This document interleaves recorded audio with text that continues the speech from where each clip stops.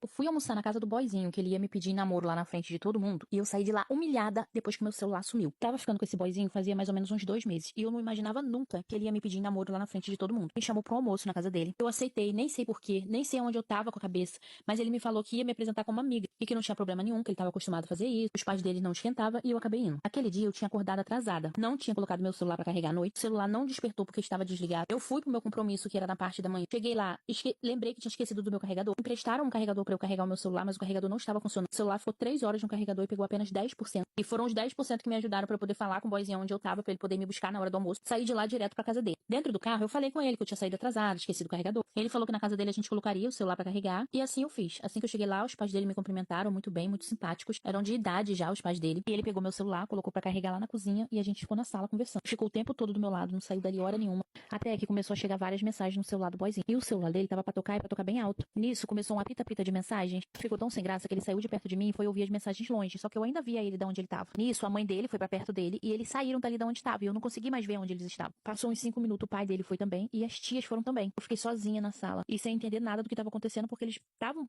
Parecia que era sobre a mensagem, sobre o que tava vendo ali no celular. Eu comecei a achar, né? Aconteceu alguma coisa muito grave, porque a família toda foi. Aí que eu chamei ele, falei que eu queria ir embora, porque eu ainda ia trabalhar depois do almoço. E ele falou todo sem graça, então vamos que eu te levo. E eu falei, meu celular. Gente, aí nós fomos até a cozinha, meu celular não estava lá. Só estava o carregador na tomada, mas o celular tinha sumido. Começamos a procurar e eu já feito doida, procurando e não achando. Até que eu comecei a sentir que a família dele tava querendo que eu fosse embora, tipo que me expulsando. Comecei a ter uma leve impressão de que eu não tava mais sendo bem-vinda, que eles estavam querendo que eu fosse embora. Só que eu não podia ir embora sem o meu celular, eu não entendi o que estava acontecendo. O boyzinho não me falou que as mensagens que ele tava recebendo era do meu celular. E a mãe dele o tempo todo falando, vai minha filha, vai, seu compromisso, vai que eu vou achar o celular pra você. Nós vamos achar, fica tranquila. Fulano leva na sua casa mais tarde, ou então leva no seu trabalho. Eu saí de lá chorando de raiva, porque eu não queria deixar meu celular. Eu queria procurar meu celular, eu tinha tempo ainda pra procurar meu celular.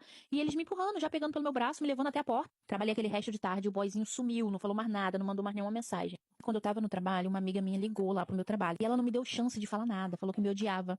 Falou que eu acabei com a vida dela, no casamento dela. Como é que ela vai fazer agora com os filhos? Que ela tá envergonhada na frente dos filhos. Gente, ela não me deu tempo de explicar e nem de entender o que tava acontecendo. Me falou esse monte de coisa e desligou o telefone na minha cara. A comida que eu comi lá na casa do boyzinho parece que me fez mal. Eu comecei a colocar aquilo tudo pra fora. Gente, aquele dia foi só humilhação. Eu passei pela porta da casa do boyzinho só pra me humilhar. Até que aquela noite, naquela mesma noite, o boyzinho chegou lá em casa. E ele não estava sozinho. E vocês não vão imaginar em tudo que aconteceu. Comenta pra parte 2.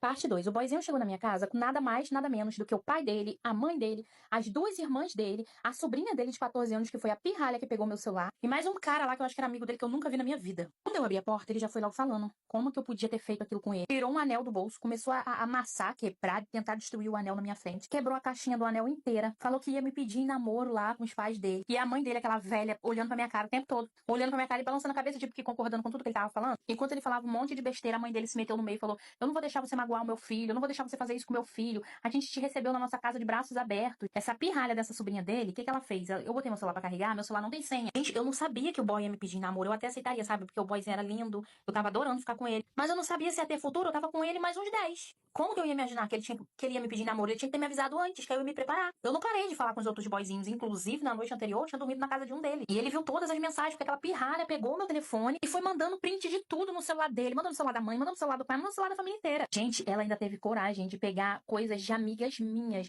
e postar no Facebook dela. E ainda marcou as pessoas, tipo assim, pelo nome que tava lá. Ela jogou lá na lupinha, achou o perfil. Na verdade, ela achou o meu perfil e pelo meu perfil. Gente, que gênia. Mas a minha vontade era de dar uma pé nela. Eu até tentei, mas me seguraram e não me deixaram. Ela foi tanto no perfil dela como no meu e fez várias postagens marcando as meninas com os prints das minhas amigas que tava botando gaia nos maridos. Gente, eu tinha uma amiga que ela tinha armado uma pra sogra dela. Essa menina não foi lá, não pegou os prints da armação, tudo, ela me contando, postou tudo lá. Marcou a bicha ainda, marcou a sogra, marcou o marido. Gente, olha que babado que essa menina arrumou na minha vida. Gente, eu queria essa menina pra andar do meu lado, juro, juro. Seria um tipo de amiga que eu queria ter. Porque ela foi genial, ela foi uma gênia, foi espetacular. Se eu não tivesse tanto ódio dela, eu dava parabéns pra ela. Aí o boyzinho, depois de falar, ele pegou a aliança, o anel lá, acho que era um anel. Ele não deixou nem eu ver.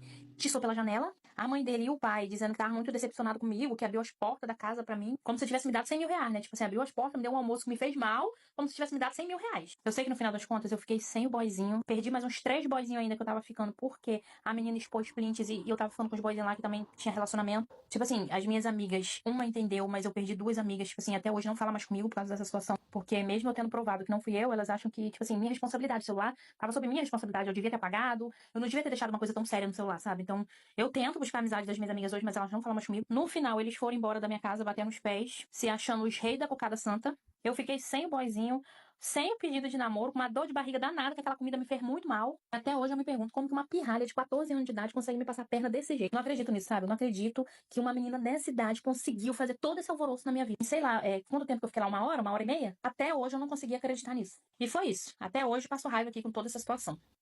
Só que antes que eu saísse do carro, ele me deu um beijo e eu retribuí. Foi como relembrar tudo que nós havíamos vivido quando nós éramos apenas 2 adolescentes. Foi algo tão bom. Eu fui embora pra casa da minha tia, eu chorei e ninguém entendia nada. Todo mundo achava que era uma ansiedade. Eu terminei de me arrumar e chegou o horário e eu fui pro casamento. Fui com a minha tia e com a minha prima. O meu pai, ele já estava lá me esperando pra entrar, né? Quando eu cheguei, a porta que eu entraria, ela ficava fechada. Isso porque ela iria abrir comigo entrando, comigo e com o meu pai. E esse meu primo, ao contrário de todo mundo que tava da parte de dentro do salão, ele tava ali fora, junto com o meu pai. Só que meu pai nem sonhava o que tava acontecendo, afinal tinha passado tanto tempo. Meu pai nem tinha mais atrito com ele. Só que quando eu vi o meu primo ali, eu vi toda aquela situação, eu olhei pro meu pai e só falei assim: pai, não dá.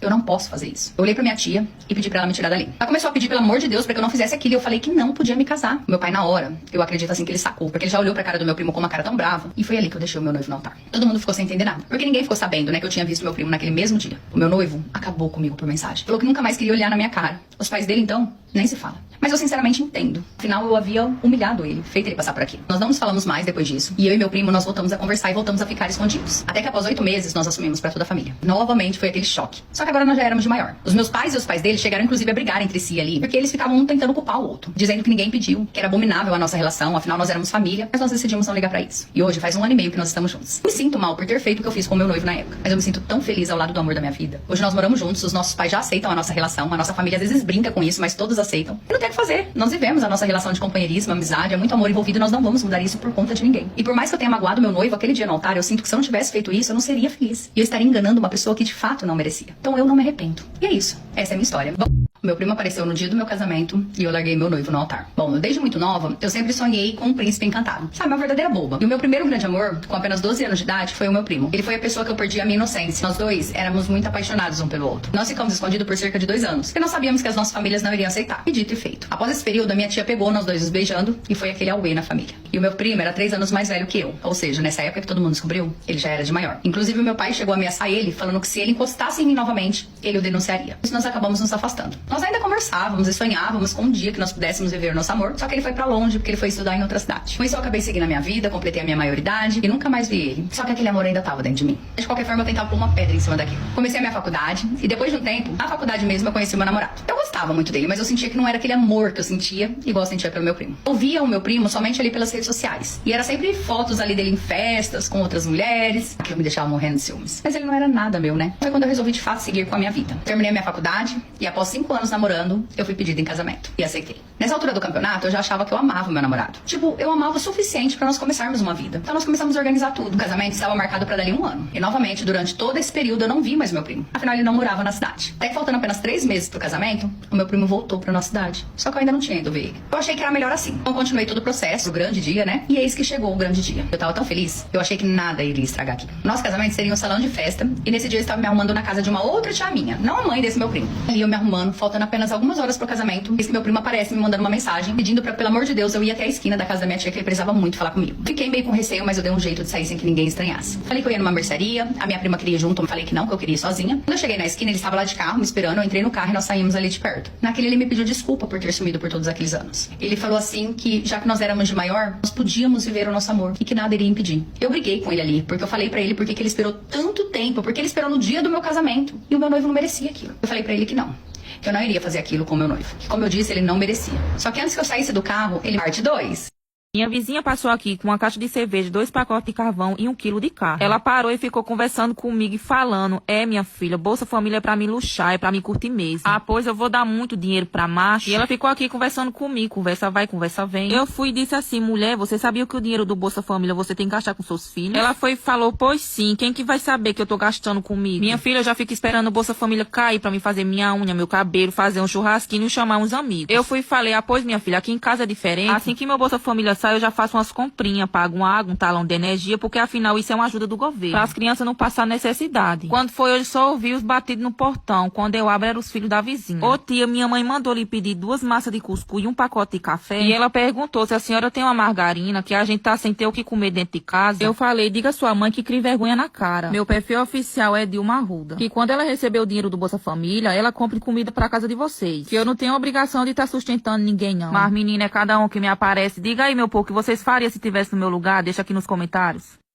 Coloquei lactopurga na comida das visitas. Depois que eu casei, minha cunhada vinha todo dia aqui pra casa com os 2 filhos adolescentes e o marido. Eu e meu marido não tinha nem tempo de dar uma namorada. Meu marido saía pra trabalhar às 6:30 da manhã, chegava às 7 da noite. E quando a gente ia chegando, ela já encostava no portão. Já vinha perguntando, e aí, vai fazer o que pra jantar hoje? Eu dizia, mulher, você não pode fazer comida em sua casa, não. E ela dizia, debochando, que já tinha minha casa pra comer. Ela nunca trabalhou, uma desocupada preguiçosa. E quando eu falava, meu marido ficava com raiva, fechava a cara, dizendo que eu era ingrata, que ela só vinha porque gostava da gente. Ele se enraivava quando eu não fazia as coisas. Ele dizia que eu era uma preguiçosa, imprestável. Ela nem um copo sequer lavava pra dizer que fazia alguma coisa. Quando foi esse dia, eu adoeci no serviço, cheguei em casa só querendo descansar. Quando eu cheguei, já tava ela, o filho e o marido. Já estamos esperando a janta. Falei, minha filha, hoje não vai ter nada não. Meu marido começou a gritar, dizendo que eu tava era com preguiça. Fui pra cozinha, preparei uma sopa e quando eu tava terminando de preparar, lembrei que minha mãe tinha deixado um laxante aqui. Antes de botar a sopa no prato de cada um, eu saí pingando laxante em tudo. Comeram que lamberam os beis. Depois de 20 minutos começou o estrago, a briga pra ver quem ia pro banheiro primeiro. E eu só observando, foi um santo remédio, nunca mais aparecer aqui. Vocês acham que eu exagerei?